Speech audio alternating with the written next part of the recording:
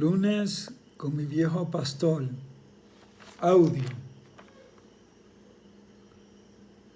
Usted está escuchando la producción de audio de Lunes con mi viejo pastor por José Luis Navajo, publicado por HarperCollins Español y leído por Miguel Porla. Capítulo 1. Antes de empezar.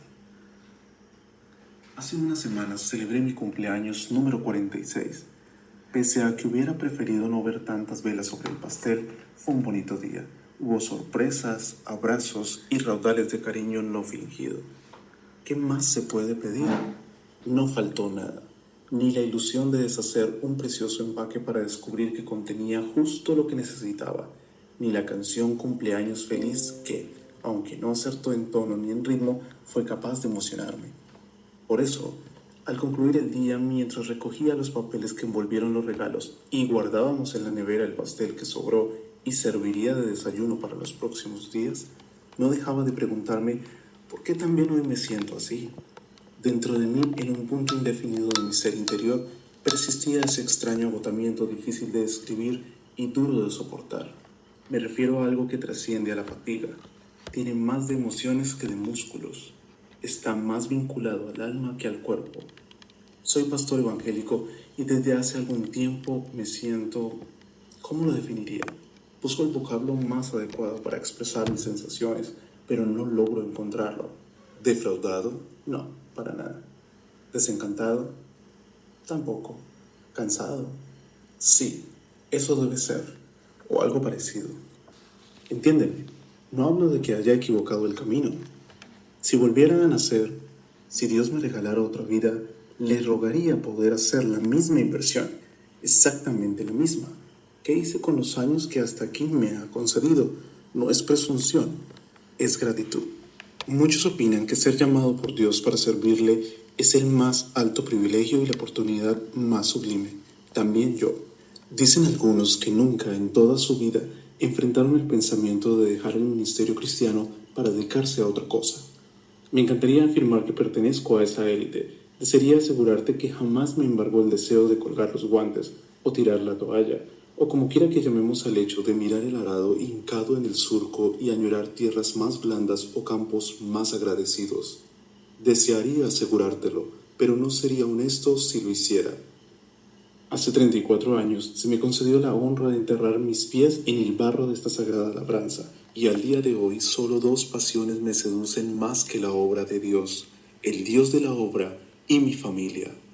Pero haríamos un flaco favor a quienes se disponen a tomar el relevo si, al trazarles la hoja de ruta, enfatizamos solo los oasis y obviamos los desiertos. Ser llamado por Dios es, fuera de toda duda, la vocación más alta a que se pueda aspirar, pero servirle implica entrar en un combate, y conviene no olvidar que en una guerra no hay soldados sin heridas. Es normal que en ocasiones llegue el abatimiento, y a mí me llegó. Las páginas que te dispones a leer no fueron escritas de un tirón, sino que surgieron a lo largo de un proceso que me condujo por momentos muy distintos. En ocasiones logré empapar la pluma en el corazón de Dios, pero en otras, la tinta fue sangre que brotó de mis heridas. Algunas líneas fueron redactadas a la luz del arco iris y otras nacieron al fragor de incómodos pensamientos, entre los que logró abrirse paso el de «sería mejor dedicarme a otra cosa. No tengo vocación. Todo fue una quimera, una falsa ilusión. Esta vida no es para mí». Tal llegó a ser la presión que uno de los días me sentí morir y terminé irremediablemente frente al doctor. Intenté explicarle el galimatías que tenía en mi mente, con ramificaciones en mi alma y severas molestias en el cuerpo. No fue nada fácil, pues al no saber yo mismo lo que me ocurría tuve que echar mano de la interpretación, gesticulando mucho con las manos y hasta visqueando con los ojos. El buen doctor me escuchó con encomiable paciencia, manteniendo los codos sobre la mesa, los dedos entrecruzados y la cabeza apoyada en ambos pulgares. Finalmente, me miró con una franca sonrisa que a ratos me relajaba y a ratos me incomodaba, y desgranó su diagnóstico. ¿Cómo definió esto que a mí me pasa? ¿Efecto burnout? ¿El que mucho corre pronto para? ¿Disparar en 20 días la provisión de municiones para 20 años? ¿Forzar el caballo hasta extenuarlo? ¿Qué sé yo lo que me dijo? Cosas tales como que agarrar más riendas de las convenientes y galopar a lomos de varios caballos es tarea complicada y hace fácil que esto se desboque. Que apretar demasiados asuntos en la jornada le confieren un peso insoportable. Tan rotundo fue y tan persuasivo que llegué a admitir que tal vez tuviera razón. Así que, una vez hecho el diagnóstico, volvió a enfocarme con su inalterable sonrisa y me mandó a descansar. Le prescribo reposo forzado, dijo, con una misma tranquilidad con que podría recetar una aspirina. Nunca he pasado, gracias a Dios, por lo que denominan trabajos forzados.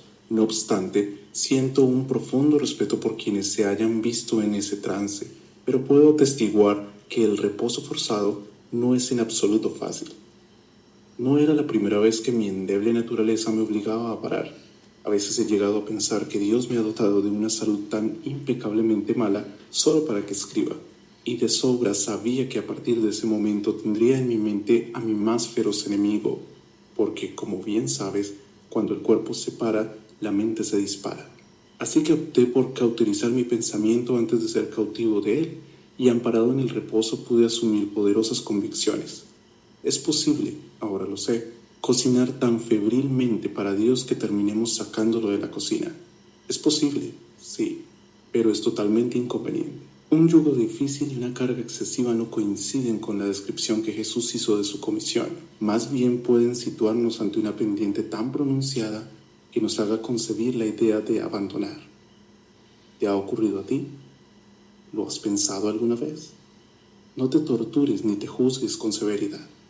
Bienvenido al club. Recuerda la frase de aquel sabio chino: no podemos evitar que los pájaros revoloteen sobre nuestra cabeza, pero sí podemos impedir que hagan nido en ella. Así, capturando con mi mano derecha las reflexiones que brotaban del corazón y espantando con la izquierda los negros pajarracos que se empeñaban en anidar en los resquicios de mi mente, escribí muchas páginas de este libro. ¿Quieres transitar conmigo este túnel? Juntos comprobaremos que agarrados a Dios en la oscura gruta, siempre surgimos de ella, y lo hacemos en un lugar más alto, con una visión más amplia y bajo un cielo más puro y sereno. Me atrevo a asegurarte que en algún punto de la lectura tendrás que detenerte para comprobar que la hora más oscura de la noche es justamente la que precede al alba y que no existe un invierno, por crudo y largo que sea, que no se convierta en puerta de acceso a una exuberante primavera. Confío en que antes de llegar a la última página hayas logrado comprobar que las crisis más profundas suelen ser un atajo a las mayores oportunidades y que los golpes recibidos sobre el yunque de Dios no destruyen, sino que construyen. Si llegaste hasta aquí en la lectura, te felicito, porque ahora comienza lo verdaderamente interesante. Quiero presentarte a mi viejo pastor para que juntos, tú y yo, recorramos las habitaciones de su sencilla casa encalada de blanco y cimentada en el desierto y busquemos la poderosa cruz que se alza entre las dunas. ¿Sabes, hijo? Cuando yo era niño pasaba horas escuchando a mi padre. Cómo recuerdo la sabiduría que se desprendía de sus palabras. Oyéndole me sentía crecer. Desempolvaba los archivos de su memoria para transmitirme hermosas reflexiones y lecciones muy valiosas. El venerable abuelo hizo una pausa, creo que movido por la nostalgia, y luego concluyó: qué lástima que hoy los viejos no seamos tan sabios como para que podáis aprender escuchándonos. El joven tomó entre las suyas las manos del anciano y mirándole a los ojos le dijo: no te equivoques, papá. Si no dedicamos tiempo a escucharos, no es porque vosotros seáis menos sabios, sino porque nosotros somos bastante más necios. El padre esbozó una sonrisa que chorreaba puro amor y besó la mejilla de su hijo justo antes de abrazarlo. Los ancianos tienen sabiduría, la edad les ha dado entendimiento. Job 12:12.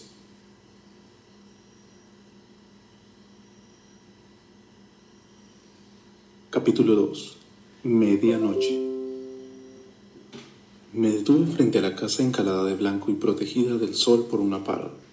¿Así que este es el refugio de mi viejo pastor?, pensé, contemplando aquella sencilla construcción. Mientras recorría con pasos lentos los pocos metros que me separaban de la puerta, dos sensaciones, timidez e inseguridad, me embargaban a partes iguales. En un intento por encontrar fuerzas para llamar, Me obligué a recordar la determinación con la que mi viejo pastor me había instado a visitarle. No sé, le dije al teléfono con evasivas. No quisiera molestarle. No se hable más, vienes el lunes. Era la tercera vez que insistía. Estoy deseando verte y darte un abrazo. Pese a ello, ahora, parado ante aquella puerta azul tachonada de clavos negros, no podía sacudirme la sensación de ser un entrometido que venía a alterar el merecido descanso de aquel anciano que había apurado, casi hasta el fondo, la copa de su servicio. Solo el recuerdo de la situación límite que me había llevado hasta allí podía ser un incentivo suficiente para que mi mano se decidiera a agarrar el puño de bronce que en el centro de la puerta cumplía las funciones de llamador. Rememoré mi historia más reciente. Había decidido dedicar mi vida a servir a Dios, a lo cual me entregué con la mayor ilusión. Sin embargo, últimamente las cosas habían sufrido algunos cambios. Estaba desanimado. Definitiva y absolutamente desanimado. La sensación de creer que no podía, no sabía y no servía me había invadido por completo. Desarrollaba, o más bien, intentaba hacerlo, las funciones de pastor en una pequeña capilla de un pueblo diminuto. Todo pequeño, pero a mí se me hacía aquella responsabilidad algo tan grande y sobre todo tan pesada que amenazaba con aplastarme. Un domingo, al llegar de la iglesia, me encerré en mi habitación y me postré, rodillas en el suelo y codos sobre el colchón. Enterrando el rostro entre mis manos, oré y lloré por largo rato, pero sentía que todo era en vano. Incluso la oración se me antojaba inútil. Las palabras parecían estrellarse contra el cielo raso y luego caían sobre mí, convertidas en lluvia de astillas que se clavaban en mi abatida espalda. Después de orar y llorar, permanecí de rodillas a la espera de algo, pero nada ocurrió. El día siguiente fue el de mi rendición. Abandoné. Al menos en mi corazón quise dejar de servir por quiebra moral.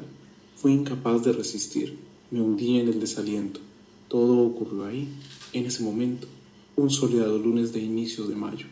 ¿Había perdido la fe?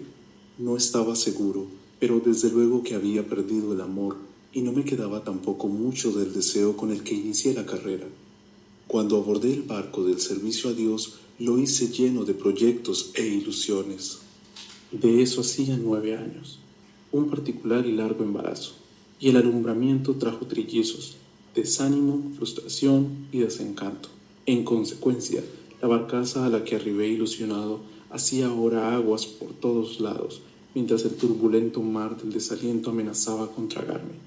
Comencé a mirar mi vida, cada uno de mis años, como un lamentable e insensato error, y cuanto me quedaba por delante lo veía como un vacío incoloro por el que no me apetecía en absoluto deslizarme.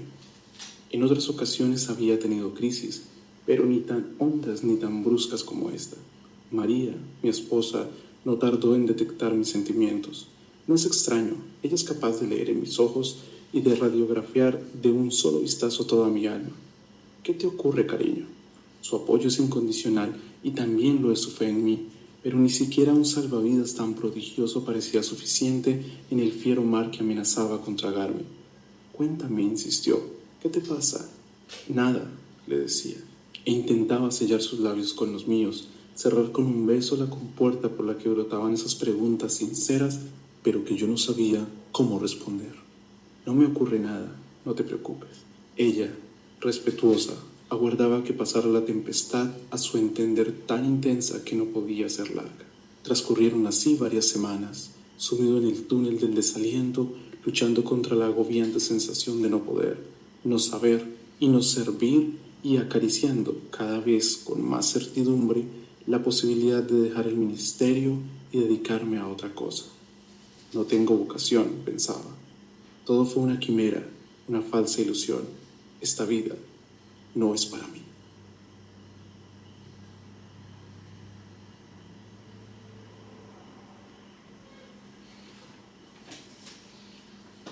Capítulo 3. Una cruz en el desierto. ¿Por qué no hablas con el viejo pastor?, me sugirió mi esposa una noche después de que respondiera a su misma pregunta con la evasiva de siempre. ¿Con el viejo pastor? Sí. Me sonrió con su gesto dulce que es el bálsamo para mis heridas.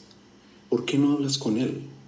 Nunca el apelativo viejo fue aplicado a nuestro pastor con desprecio, sino con cariño sincero y verdadera admiración.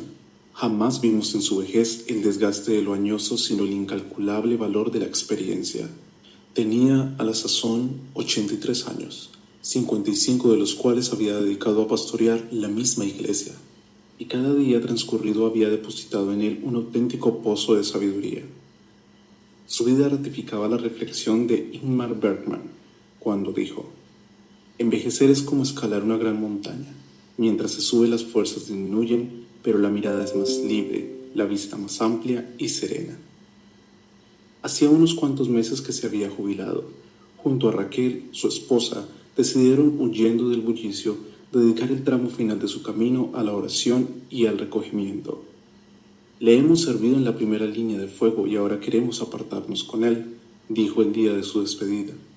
Durante 55 años les hemos hablado a los hombres acerca de Dios. Lo que anhelamos ahora es hablarle a Dios acerca de los hombres. ¿Por qué no le llamas?, me repitió María sacándome de mi ensoñación. No respondí y ella se conformó. Sabe bien que mi silencio es una promesa de que maduraré la sugerencia, y así lo hice. Llevé a la cama su consejo y di 1000 vueltas con él hasta quedarme dormido. Casi nunca sueño, pero esa noche soñé. Me veía en medio de un desierto, bajo un calor abrasador. La piel me ardía y los rayos del sol eran como cuchillos que rasgaban mi enrojecida carne. Mis labios estaban resecos y agrietados. Extenuado, caí a tierra.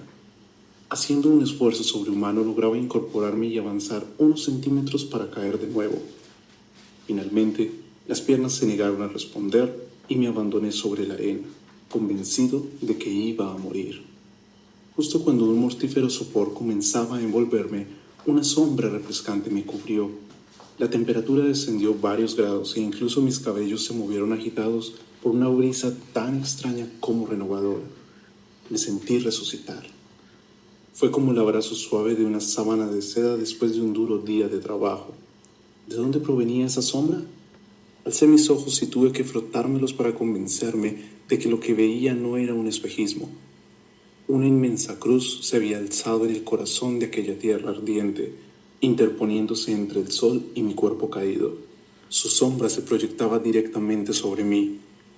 Un magnetismo irresistible me atrajo hacia ella, y pronto pude ver una figura humana que me sonreía desde el pie de la cruz.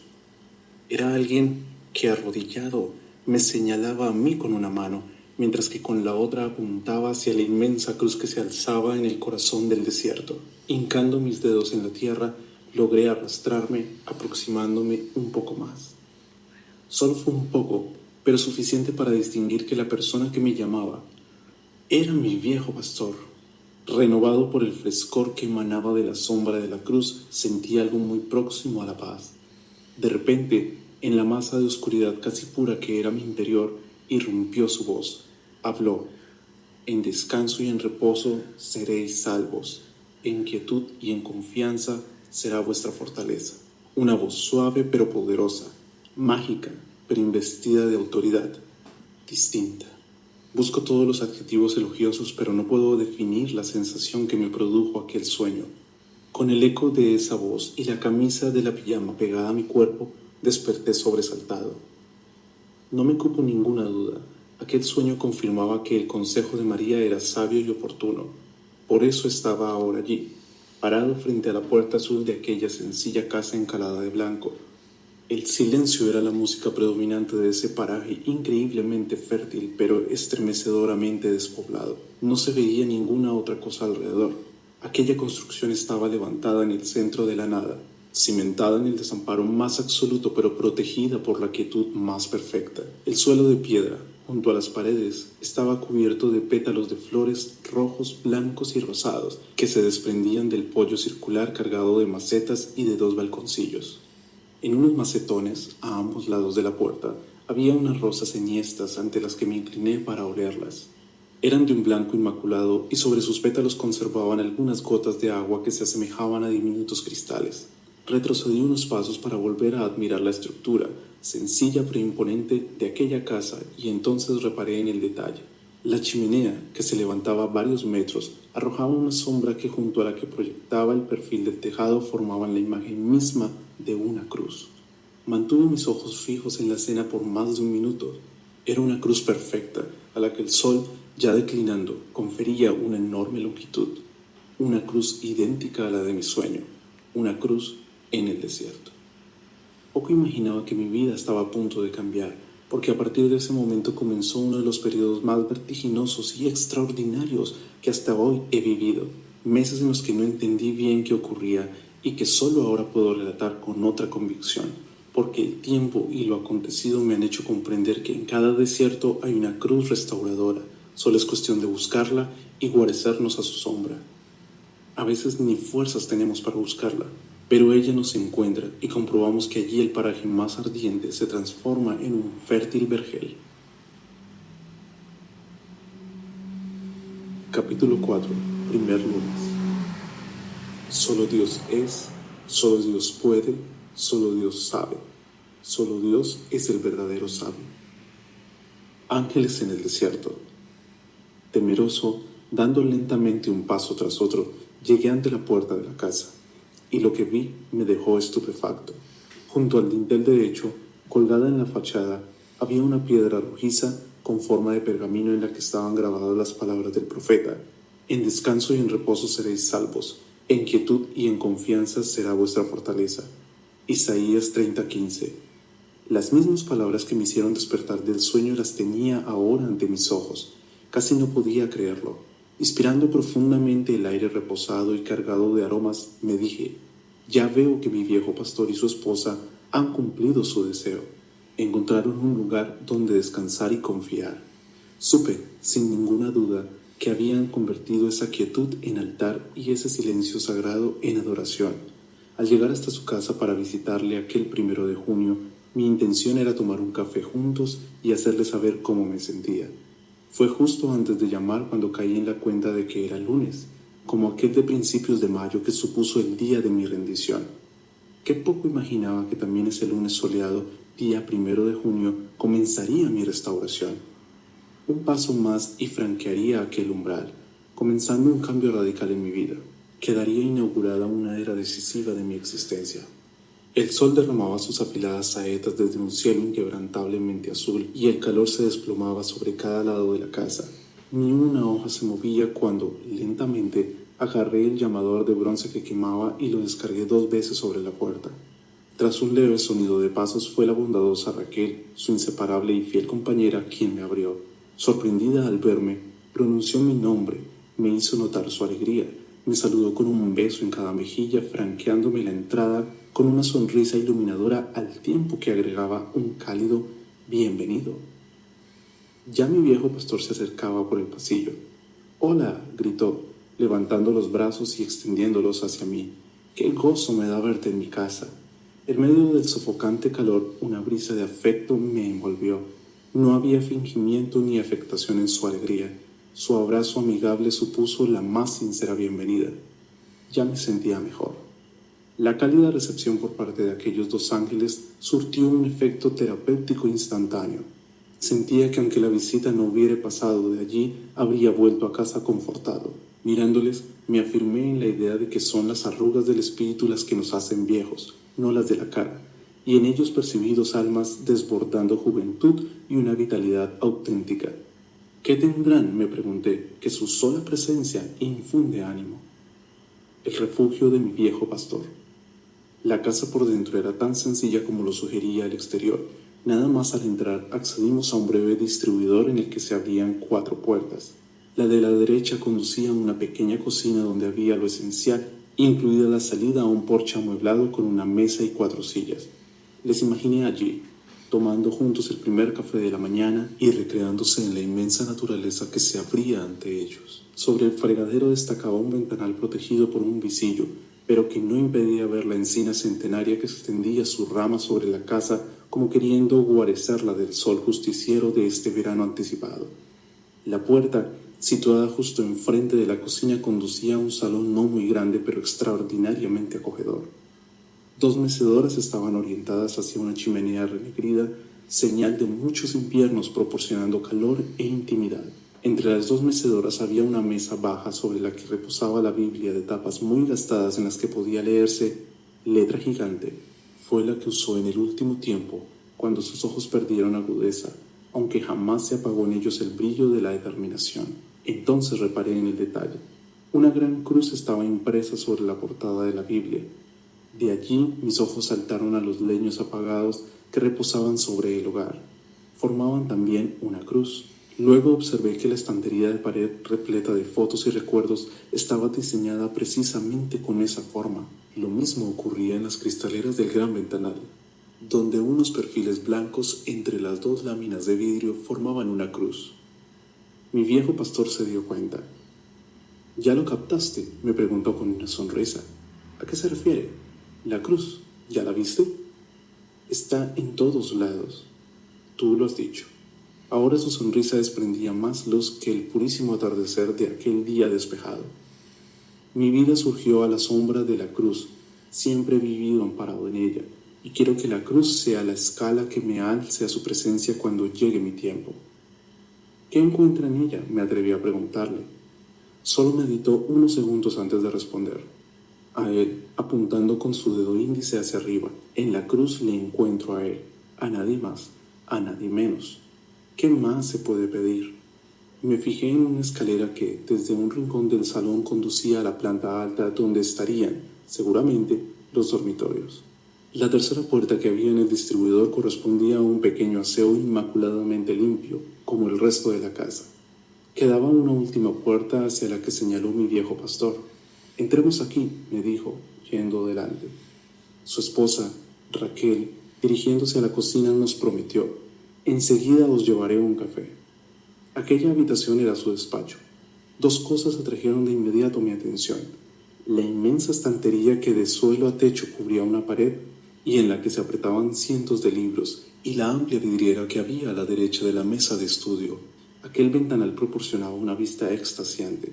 El campo se abría hasta donde alcanzaba la mirada, y ahora, en la primavera madura, la hierba era una jugosa alfombra que cubría el suelo de un verde brillante, casi fosforescente. Mirando el estante abarrotado de libros, recordé el consejo que mi viejo pastor me diera un día. «Debes leer mucho, sobre todo la Biblia, pero busca también empaparte de la sabiduría de otros. Un buen libro te hará crecer. Son como minas», me había dicho, acariciando el volumen que tenía entre sus manos. Minas repletas de riquezas. Cada capítulo es una galería que cobija tesoros, esperando que alguien los descubra. Pasé mi vista por los lomos, intentando descifrar los títulos. 1712, me dijo. «¿Perdón?». 1712 libros ordenados alfabéticamente y anotados en listas con estilográfica. Sonrió. «Ya sabes que siempre he sido un lector compulsivo y una persona extremadamente ordenada», reconocí. Por cierto, muchos fuimos contagiados con su pasión por la lectura. Se sentó en el sillón orejero que estaba orientado hacia el amplio ventanal. Supuse que esa debía ser su ubicación favorita. A su lado había una mesa baja y sobre ella una lámpara de pantalla. Por un momento pensé en los idílicos momentos que mi viejo pastor pasaría sentado en ese sillón, contemplando durante el día el paisaje verde, abierto, y adorando en la tenue luz de la lámpara durante la noche. «Gracias por concederme unos minutos de su tiempo», le dije con cierta timidez, tomando asiento frente a él. «¿Me das las gracias?». Me sonrió con los ojos más que con la boca. «Soy yo el que te está agradecido. Desde que estoy retirado me sobra tiempo y no son muchas las ocasiones de disfrutar de visitas. Ya ves, justo ahora que tengo tanto para contar, apenas hay quien quiera escucharlo. A Raquel la tengo aburrida de oír una y otra vez mis historias. La pobre es una santa», rió con ganas al decirlo, y fue ella quien llegó transportando una bandeja e inundando la habitación del delicioso aroma del café acompañado con un pastel recién horneado. Mi viejo pastor la miró con una sonrisa en la que vi más agradecimiento del que las palabras son capaces de componer, y ella le lanzó un guiño que se me antojó casi de adolescente. Quedé extasiado ante aquella tierna escena de amor en el atardecer de dos vidas. Asumí entonces que vivir amparado en la sombra de la cruz preserva no solo la vida personal, sino también el matrimonio. El alba se aproxima. «Así que usted conoce historias», le dije cuando su esposa hubo salido. «Muchas», aseguró, «y creo que muy buenas. ¿Querrías escucharlas?». «Sería un placer», lo dije con sinceridad. Mi viejo pastor me inspiraba un respeto profundo y solo con estar a su lado me sentía crecer. ¿Cuánto más escuchándole? Por un momento pensé en contarle el sueño que tuve y que me condujo hasta ese encuentro, pero deseché la idea pues no quería condicionar el curso de nuestra conversación. ¿Sabes?, me dijo. Esta mañana recordaba el momento cuando recibí el llamamiento para servir a Dios. Se llevó la taza de café a los labios, pero la detuvo a escasos centímetros, rematando la frase: todavía me emociono al recordarlo. ¿Qué edad tenía?, le pregunté. No estoy seguro. Tomó un sorbo de la humeante bebida, dejó la taza sobre el pequeño plato y se rascó ligeramente la cabeza, como queriendo despertar a la memoria. Puede que 15, no estoy seguro. Lo que sí recuerdo a la perfección es el vigoroso mensaje que mi pastor predicó aquel día. ¿Le gustó? Mucho, pero fue otra cosa lo que hizo que mi corazón latiera acelerado. Oh, ¿y qué fue esa otra cosa? El claro sentimiento de que algún día yo también expondría ese poderoso mensaje. Sus ojos se enfocaron en la ventana, como leyendo en la extensa campiña la siguiente parte de su relato. El final de aquella reunión marcó el principio de mi nueva vida. Permanecí sentado, con mi cabeza apoyada en el respaldo del asiento de enfrente, orando y llorando presa de la emoción. Luego noté una mano posándose sobre mi hombro. Era la de mi pastor. «¿Lo has sentido, verdad?», me preguntó con calidez en un tono igualmente afirmativo. «¿Has sentido su llamado, no es cierto?». Asentí con un movimiento de cabeza, sin saber qué más decir. Aunque hubiera querido explicarle que tal llamado me parecía una locura. Que Dios me eligiera se me antojaba un error o una broma de mal gusto. Yo, que era incapaz de hablar entre 3 personas, elegido para dirigirme a una multitud. Esbozó un intento de sonrisa y concluyó: error o broma de mal gusto, no me cabía otra opción. De nuevo tomó la taza, pero la mantuvo en el aire. Clavó sus ojos en los míos mientras continuaba su relato. Mi pastor puso su mano bajo mi barbilla, haciéndome alzar la mirada para hablarme directamente a los ojos. «Si él te llama, dile que sí», lo dijo casi con un susurro, y él mismo susurraba ahora al recordarlo. «Pero yo nunca seré capaz de servirle», me quejé. «Dios no llama a los capacitados, sino que capacita a los llamados. ¿Ves eso?», me dijo, señalando a la cruz que presidía aquel altar. «Es todo lo que necesitas. La vida no comienza a los 20 años, ni tampoco a los 40. La vida comienza en el Calvario, y allí comienza también el servicio fructífero. Deja que la cruz esté tan presente en ti que llegue a ser tu camino y tu reposo». Fue una afirmación sanadora que me acompañaría toda la vida. Apuró el café y devolvió la taza a su lugar y se reclinó en el sillón. Solo Dios es, solo Dios sabe, solo Dios puede. Cuando el otro día hablamos por teléfono no me diste muchos detalles sobre las razones de tu visita, pero algo me dice que enfrentas los incómodos sentimientos que a mí me han acompañado toda la vida. ¿Acaso usted...? No me dejó terminar la pregunta. Hijo, me encantó que se refiriera a mí con ese íntimo título. Desde que soy capaz de recordar siempre me acompañó la pregunta: ¿estaré ayudando a alguien? ¿Estaré respondiendo con dignidad a tan altísimo llamado? Me descubría sintiendo con la cabeza. Yo no hubiera expresado mejor mis propios sentimientos. Sí, continuó, nunca estuve seguro de casi nada, excepto de que aquello que pudiera hacer no serviría para alterar el curso de ninguna vida. Pero luego he descubierto que esa intriga es vital, porque las dudas acerca de mi solvencia me hacen acudir a Dios en busca de recursos, y allí señaló a unos gastados almohadones que descansaban en el suelo. Mis sentimientos se ordenan. La presencia de Dios inyecta paz en mis venas y aunque en ocasiones me postro deshecho, siempre me levanto rehecho. Su voz subió varios tonos, transformado, victorioso y sobre todo renovado, y yo percibía que sus palabras a mí me renovaban. Arrodillados ante él adquirimos equilibrio. Cuando seas tentado a pensar que careces de valor, mira a la cruz.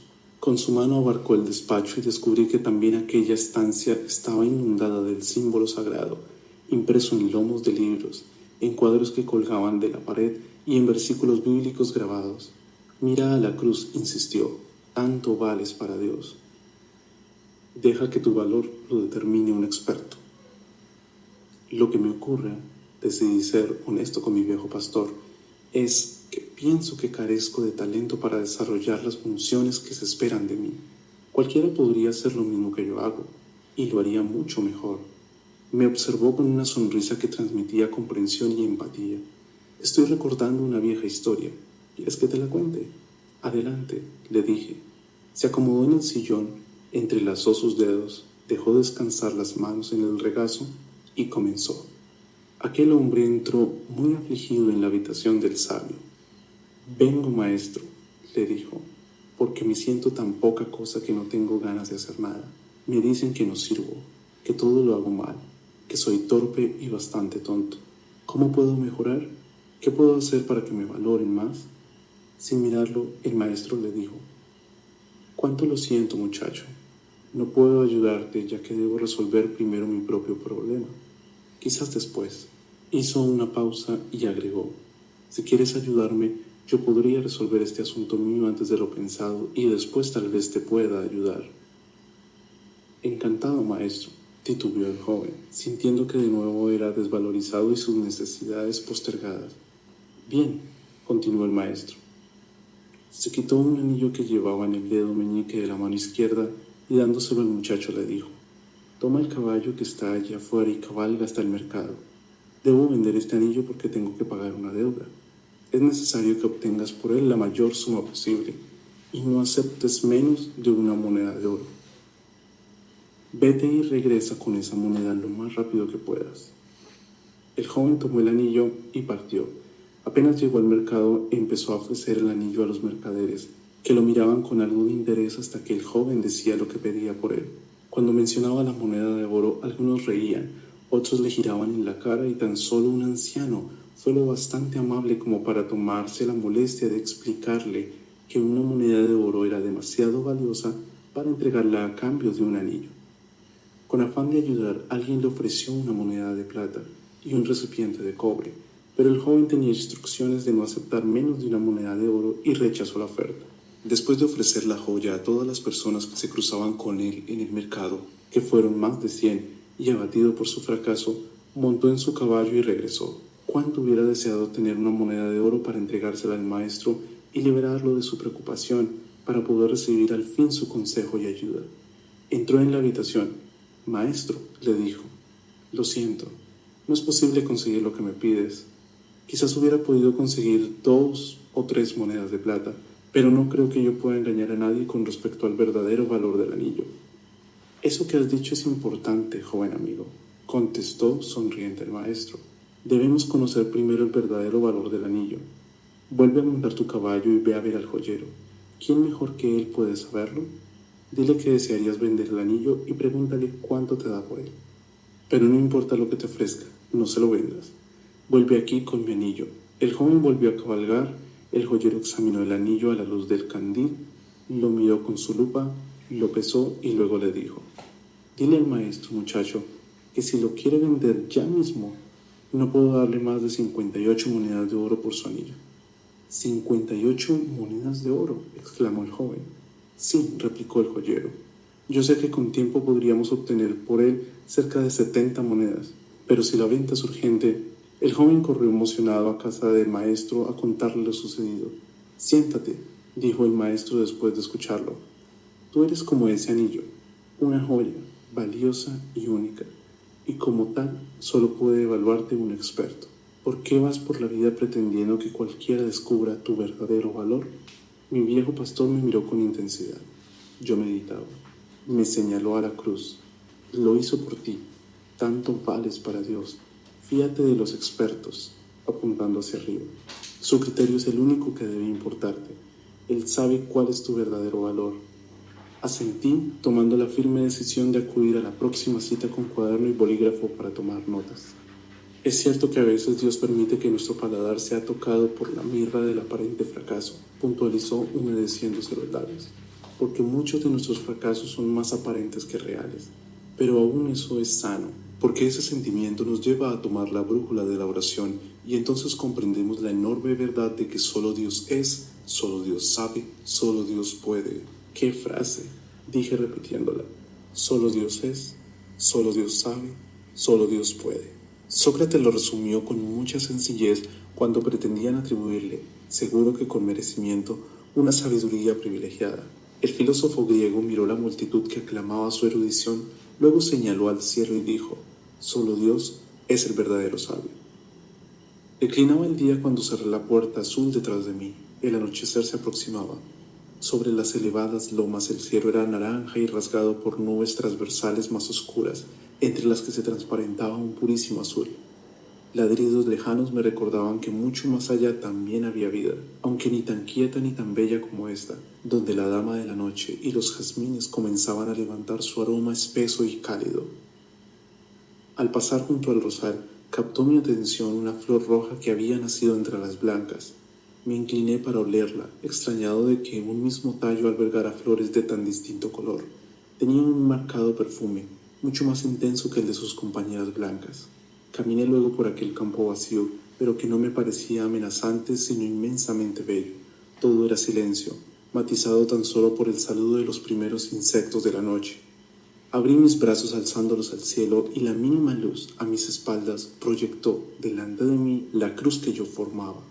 Aquella soledad me pareció una antesala del cielo. Adoré mientras caminaba, primero en silencio, luego en un susurro, pero finalmente mi corazón explotó en un aleluya que hizo enmudecer a los insectos. Incluso el perro, a lo lejos, guardó silencio. Lágrimas y adoración se mezclaron hasta llegar a casa. ¿Cómo te fue, cariño? Mi esposa miró con preocupación mis ojos hinchados y enrojecidos. No le dije nada, solo le abracé durante largo rato. Le aparté luego un poco para contemplarla. Su bella imagen danzaba en mis lágrimas. Bien, mi amor, volví a abrazarla. Me fue muy bien.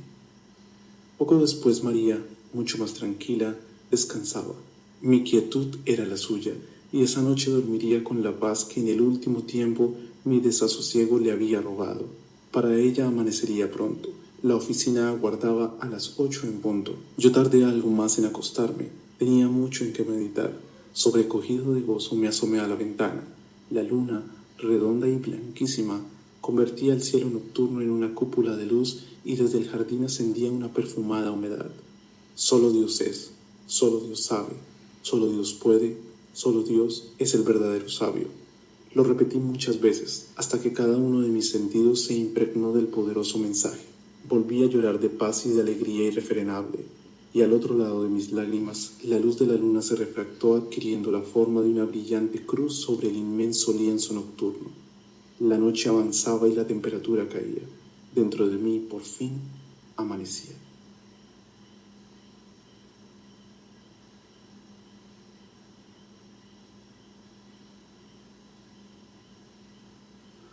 Capítulo 5. Segundo lunes.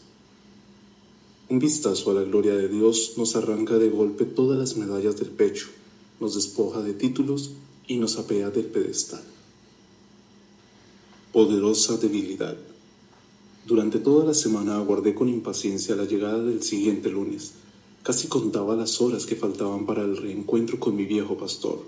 Su recepción fue tan cordial como la anterior y apenas me senté frente a él, me miró con una intensidad grave, matizada de dulzura, y comenzó a hablar, recordando con precisión admirable los detalles de nuestro encuentro anterior.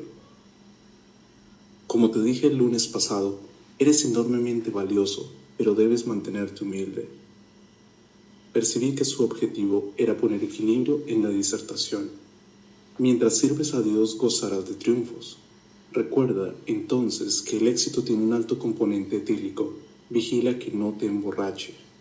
Aquella frase quedó impresa en mí como si el mismo cincel de Dios la hubiese grabado.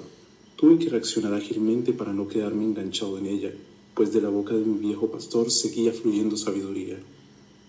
Hay personas que gastan sus fuerzas en el estúpido empeño de ser conocidos y, de ser posible, reconocidos. ¡Qué insensatez! No había enfado en su voz. Lo dijo en tono sereno, pero era llamativa la rotundidad de sus afirmaciones. Jamás he entendido, prosiguió, ese empeño por exhibir habilidades y valores. ¿A quién pretendemos impresionar? ¿Dejaremos a Dios boquiabierto con nuestras capacidades? Cuando Él elige a una persona, ésta no tiene que esforzarse por reivindicar sus talentos, ya se ocupará Dios de ello. La firmeza con la que hablaba resultaba contagiosa y a la vez estimulante. He conocido a suficientes ministros del Evangelio tan infectados por el virus del éxito como para saber que los vapores del triunfo actúan como el alcohol, tienden a subírsenos a la cabeza y a aturdirnos, nublan nuestra visión y nos vuelven torpes.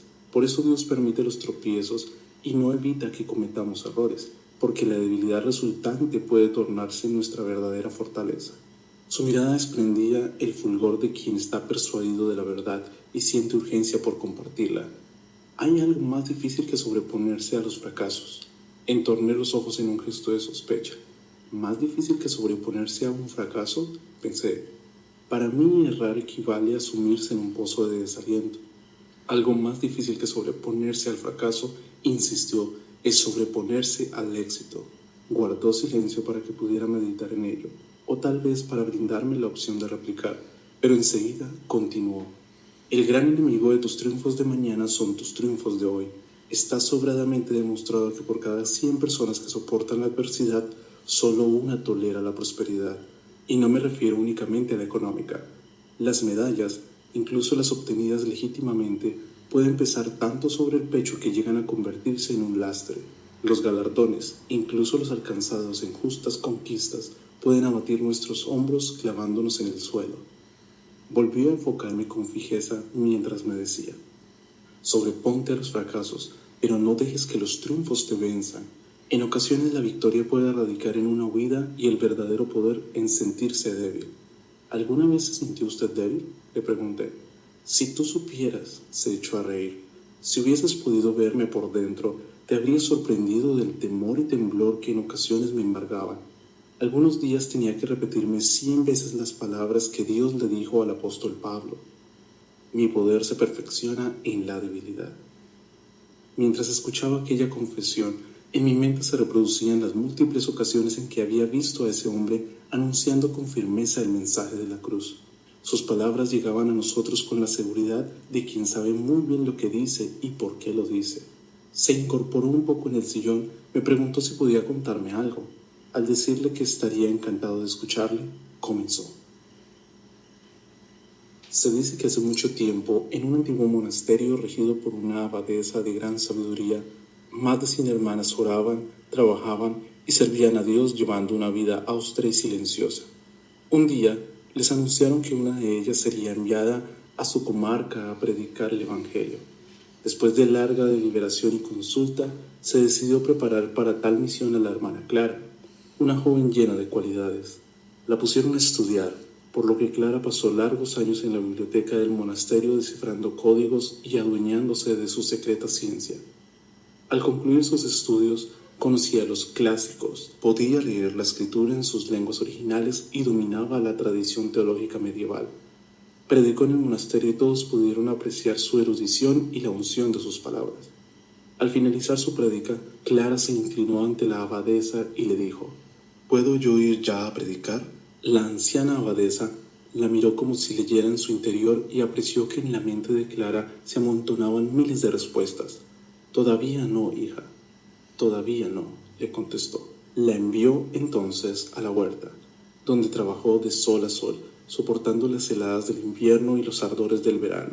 Arrancó piedras y zarzas, cuidó una a una las cepas del viñedo, aprendió a esperar el crecimiento de las semillas y a reconocer, con la subida de la savia, cuando había llegado el momento de podar los castaños. Adquirió otra clase de sabiduría, pero todavía no era suficiente. La madre abadesa la envió luego a conversar con los campesinos. Escuchó el clamor de sus quejas por la dura servidumbre, oyó rumores de revueltas y alentó a los que sufrían con tanta injusticia. La abadesa la llamó, la miró y vio su mente llena de respuestas y los ojos llenos de preguntas. No es tiempo aún, hija mía, ve a orar. La hermana Clara pasó largo tiempo en una ermita solitaria del monte. Cuando regresó, llevaba el alma transfigurada. ¿Ha llegado ya el momento?, preguntó. No, aún no había llegado. Se había declarado una epidemia en el país y la hermana Clara fue enviada a cuidar a los apestados. Veló noches enteras a los enfermos y lloró amargamente al enterrar a muchos. Cuando terminó la peste, ella misma cayó enferma de agotamiento y tristeza y fue cuidada por una familia de la aldea. Aprendió a ser débil y a sentirse pequeña. Se dejó querer y recobró la paz. Cuando regresó al monasterio, La madre abadesa la miró, leyendo en su alma, y la encontró más humana y vulnerable. Tenía la mirada serena, la mente llena de respuestas, los ojos llenos de preguntas y el corazón lleno de nombres. Ahora sí, hija mía, ahora sí, ve a predicar el Evangelio, le dijo. La historia me emocionó. Se inclinó hacia mí y recalcó la enseñanza hablando muy lentamente. Toda la sabiduría y el poder de Dios no habrían servido de mucho si no hubiera decidido hacerse débil y entregar su vida. Henry Miller dijo, si Dios no es amor, no vale la pena que exista. Sacudió la mano, prosiguiendo. La frase tiene lo suyo, pero creo que es acertada. Allí señaló a una de las muchas cruces que decoraban su despacho. No hay milagros, ni erudición. Solo hay un cuerpo roto del que escurre amor por los 4 costados. En esa debilidad extrema se fraguó la gran victoria. Es así, y no de otra manera. Hijo, si queremos ser efectivos, tendremos que imitarle. Dios no busca estrellas, ni elige a los siervos consultando las guías de notoriedades. Prefiere vasos de barro para administrar su tesoro, y cuanto antes asumamos que nuestro llamado no es hacer estatuas sino pedestales, antes avanzaremos. Yo le miraba profundamente, le escuchaba profundamente. La autosuficiencia es un valor cotizadísimo en la tierra, pero un verdadero estorbo en las cosas del reino. Él nos ayuda hasta que nos sentimos poderosos, pero en la autosuficiencia comienza nuestro declive. Pocas cosas ejercen tanta influencia como la humildad instaurada en el altar, pero es una abominación convertir el altar en escenario. Guardó un instante de silencio antes de ratificarlo. Algunas iglesias han convertido su altar en escenario. Negó con un gesto de lástima, y eso es un verdadero problema. Sobre el escenario se lucen las estrellas, sobre el altar desciende la presencia de Dios. Ambas cosas son incompatibles. Tendremos que elegir, estrellas humanas o impacto divino. Mi viejo pastor movió su cabeza, llevando la barbilla casi de hombro a hombro en una negativa rotunda y una convicción firme. Es una terrible incoherencia escuchar el sencillo mensaje del Evangelio proclamado por labios altaneros. La factoría de la humildad. No lo olvides, regresó al corazón de la enseñanza que estaba queriendo transmitirme. La humildad no es una opción, sino un requisito innegociable para quien sirve a Dios, y en esto también nos ayuda la oración. Volvió a señalar a los viejos almohadones, y esta vez reparé en que estaban marcados con las hendiduras de sus rodillas. La oración eleva nuestro espíritu, pero aprieta, a la vez, nuestros pies sobre la tierra. Quería dejar este punto bien claro, por eso añadió. Me refiero a la genuina espiritualidad, no a jugar al misticismo. He visto aprendices de la oración que se creen más espirituales que el resto. Parecen santos levitantes que miran con orgullo a los demás y se atreven incluso a juzgarles. Por cierto, se inclinó hacia mí como quien va a lanzar una confidencia.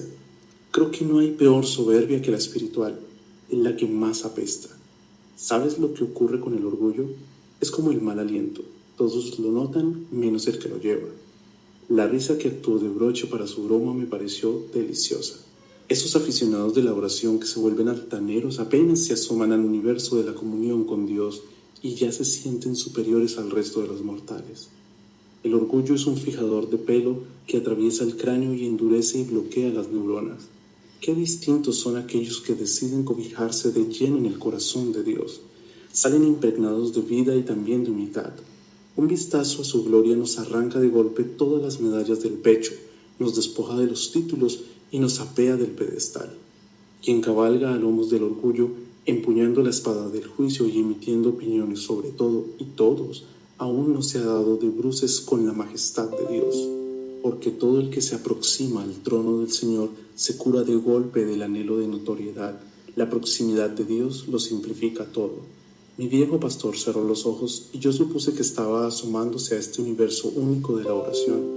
Caí entonces en la cuenta de que sus mejores momentos no los habría pasado sentado en aquel sillón, sino sobre los gastados almohadones, porque su mejor perspectiva no era la que le ofrecía el amplio ventanal de su despacho, sino que su paisaje más sublime lo contemplaba desde la postración, asomado a las inmensas praderas del cielo.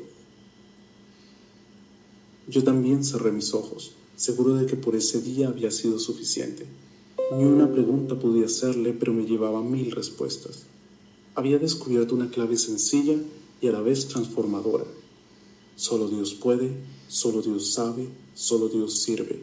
Y su poder se muestra en vasos de barro, en instrumentos sencillos, en siervos humildes. Debió abrir sus ojos y ver los míos cerrados porque escuché su voz grave y profunda, levantándose en oración. Le dijo a Dios muchas cosas acerca de mí, tantas y tan acertadas que llegué a pensar que aquel venerable anciano había recorrido a mi lado el último trecho del camino. Es más, concebí la posibilidad de que hubiera buceado en mi interior captando cada una de mis sensaciones, porque al hablar ahora con Dios le describió con detalle mis desvelos de las últimas noches y mis dudas de los últimos días. Le habló de mi presente incierto y también de mi futuro. Y mientras él oraba, Dios oía. Sé que oía, porque otro aire llenó mi interior. Me pareció que respiraba oxígeno nuevo, desconocido, potencia revitalizadora pura. Anochecía cuando salí de la casa. La puerta azul se había cerrado, pero yo permanecí un momento deleitándome en la suave temperatura nocturna. Mis ojos recorrieron el pequeño jardín. La silueta de los árboles recortaban la suya en la oscuridad mientras mecían sus ramas al ritmo de las tímidas ráfagas de viento templado. A punto de empezar a caminar, reparé en el rosal. La curiosidad me hizo buscar la flor roja del lunes anterior y observé, sorprendido, que junto a ella otra idéntica comenzaba a abrirse, una segunda rosa roja en aquel rosal blanco. Cuando llegué a casa acudí a mi despacho y rebusqué en el armario hasta dar con algo que hacía semanas tenía arrinconado, el gastado almohadón que tiempo atrás usaba a diario para arrodillarme. Lo deposité en el suelo y sobre la olvidada almohada hundí mis rodillas, cerré mis ojos y sentí el cielo abierto. Él estaba ahí, no había duda, y me sonreía. Apoyando mi cabeza en su seno, sentí que una paz evidente, casi tangible, se escurría por mis sentidos hasta asentarse en mi alma.